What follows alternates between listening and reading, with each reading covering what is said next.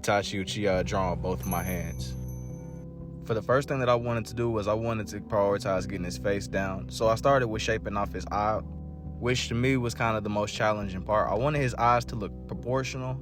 I've yet to draw his other side, but I just really wanted to get down shaping his face.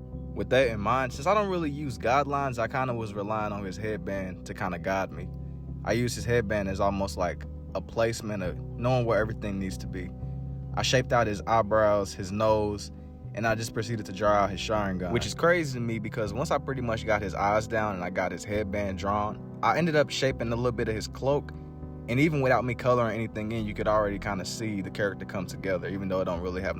And to be honest with you, that's probably my favorite part. Whenever things start to come together, I still got quite a while to go before I fully color everything in and add the details that I want to add that really like solidify the character for who he is. Once I colored his hair in, I ended up focusing on what, in my opinion, was another very important detail, which was his headband, which honestly was a challenge within itself because I still wanted I wanted it to look accurate, you know what I mean? I didn't want it to have like no kind of like weird lean to it, which I didn't really have an issue with, but you got to be careful if you're following along with this. Once I added the shadows of his face, I just kind of proceeded to color in his headband, just little minor things that really bring it all together. Another very important thing to me was the cloak.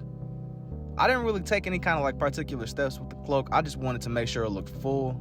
So I proceeded to kind of just like color in layers to just kind of have a full look without looking flat.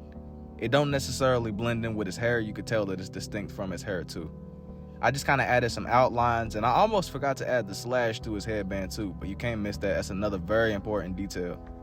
So yeah, I did just that. And I just kind of went through and I just kind of like added some little things to just kind of clean it up a little bit. The slash for sure, and just other little things that stood out to me too. I went over certain lines for more emphasis and just filled in some just missing patches basically, but the drawing is basically done here. From this point on, I just kind of went through and added some little things to clean it up a little bit. And as this drawing comes to an end, don't forget to like and follow if you want to see more, and I will see y'all in the next one. Peace.